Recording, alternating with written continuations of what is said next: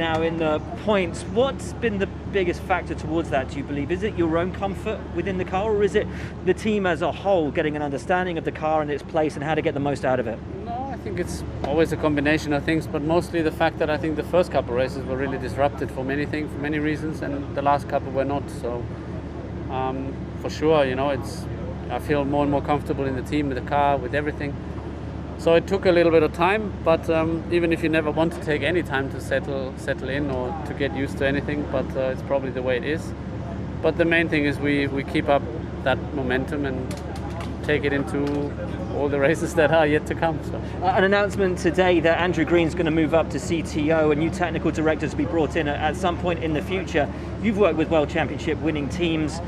What you're seeing now at Aston Martin, is it the team growing to become a World Championship potential team, or is it sort of correcting little flaws that there were within the organisation? No, I think the team has the chance in the recent time to grow and to allow themselves to put everything in place in order to win in the future, and that's exactly what's happening. So great things, I think, are coming their way, our way, so it's great to be part of it, and the team has a great plan of where they would like to be in the future, but it's not happening overnight, and it's not happening by talking about it. It's happening by putting things in place, and that's what they're doing.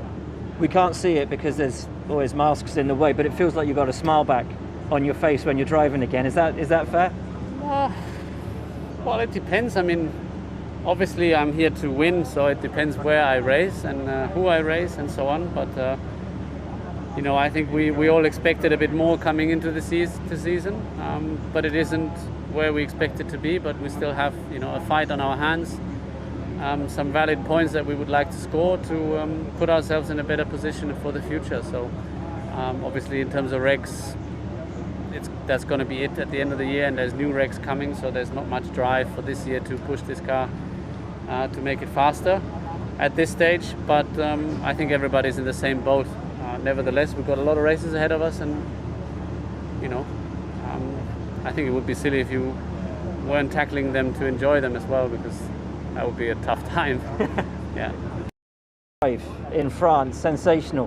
But the fact that you finished alongside Seb in terms of the ultimate positions, was that just you sort of shaking out in the order, or do you think there would have been more to come if you'd finished, or if you'd started a little higher? I think potentially there's always more if you're starting closer to the front. But we seemed to, I don't know, I didn't really do laps in qualifying, but maybe we weren't as competitive on Saturday as we were on Sunday, so I don't know, but we definitely had a good race, and it was nice to pick up that final point from the back of the grid. And to come off the back of that to a circuit that we know you like to get your elbows out around here, do you think this one will suit you guys? Yeah, for sure. I mean, last year we were pretty quick here, but the story, the game's changed a little bit. Expect it to be very tight, but I always love driving here. It's a great place to come racing. And there's a chance of some rain. It's diminishing at the moment, but there is a chance of some rain going into the weekend. And we know you always excel in those tricky conditions. Hoping for the rain?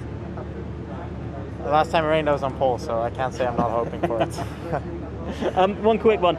It's just been announced Silverstone will have 100% capacity for the Grand Prix this year. First home race for the Aston Martin F1 team. What will that mean to the guys in the factory? That's great news. You're the first one to break that to me. Awesome. I mean, yeah, I miss the fans, so I think we all do. So I think, it's great to see some normality coming back to us, and it's going to be a big weekend for Aston Martin for sure.